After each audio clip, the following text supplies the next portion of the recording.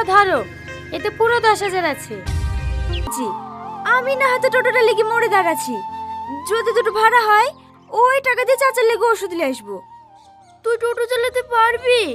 কেন পারবো না, এর আগে তো ভ্যানে করে ডাব বেচে পেরেছি, টোটো চালাতেও পারবো।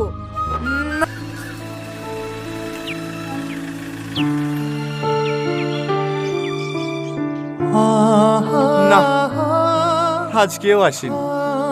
ও আর আসবে না স্যার, আপনি বেকার বেকার ওকে দেখার জন্য এখানে আসেন। হর ভাই চাকরিতে দিলেন, ও আর এখন ডাব বিক্রি করে। করবে না কেনে, চাকরি পাওয়ার পরেও তো অনেকদিন ডাব বিক্রি করেছে। আমি ওকে যত তোর চিনি, বসে বসে খাওয়া মেয়েও না। আমার মনে হয় কোনো সমস্যা হয়েছে। ইয়াসিন, চ এই চায়ের দোকানটা একবার খোঁজলি দেখি।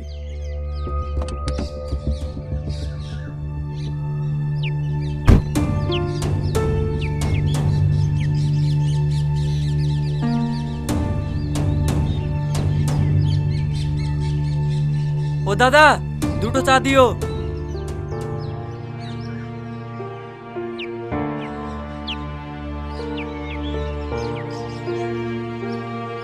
এই লেন।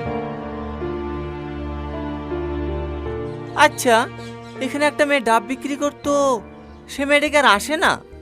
আসবে কি করি, মাস দুয়েক আগে একটা ছেলের সাথে ধরা পড়েছিল না, তার লেগে ওর ভাবে বাড়ি থেকে বের করে দিছে। যে কি ধরা পড়েছিল? হ্যাঁ, ওইলি বিশাল ঝামেলা না। এখন পাড়া প্রতিবেশী এক চাচার বাড়িতে আছে। ওই চাচার সাথেও ঘৃণা করে গ্রামের লোক ঠিক মতো কথা বলে না। না না, ও এরকম মেয়ে না। ইয়াসিন, চ চাচার বাড়ি যেতে হবে।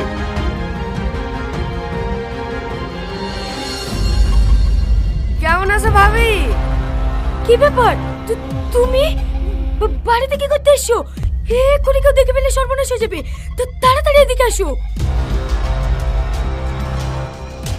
বলো কি হয়েছে? এই সেলফিলি সব মদ খাওয়া বলছিল তো, কটা টাকা শর্ট পড়িছে, 1000 দিলেই হবে। কিসের টাকা? ব্ল্যাকমেল করে করে তুমি আমার সাথে প্রায় 30-40 হাজার টাকা লিখে ফেলিছো। আমি আর তোমাকে একটা টাকাও দিতে পারবো না। ভাবি এত রেগে যাইছো কেন? ভাইকে তাহলে কথাটা বুঝতে হবে নাকি? না না, দাঁড়াও, আমি টাকা নিয়ে আসছি।